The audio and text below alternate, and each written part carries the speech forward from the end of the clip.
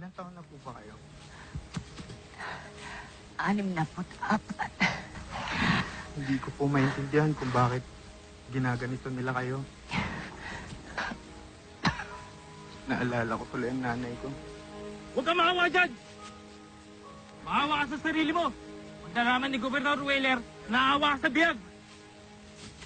Sige! Saan? Dahan-dahan lang. Please!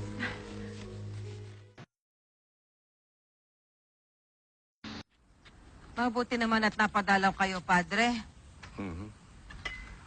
May natanggap akong balita mula kay Padre Llanes na itong si Doña Lolay ay gumagamit ng ibang pangalan.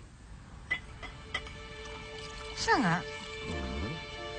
At ano naman ang kaparusahan? Kaparusahan, si Doña Lolay ay maglalakad mula Maynila hanggang dito sa Calamba. Talaga? Mabuti naman kung ganon. Pero Padre, kung ako ang tatanungin mo, kulang pa ang kaparusahang yan sa mga kasalanan ginawa niya. Siguro ang dapat, pagdating niya dito sa Calamba, pabalikin siya ulit ng Maynila nang naglalakad na muli. Binigyan mo ako ng ideya, Conchita. Si Doña Lolay, muling babalik sa Maynila mula rito sa Calamba. Siya'y maglalakad papuntang Maynila.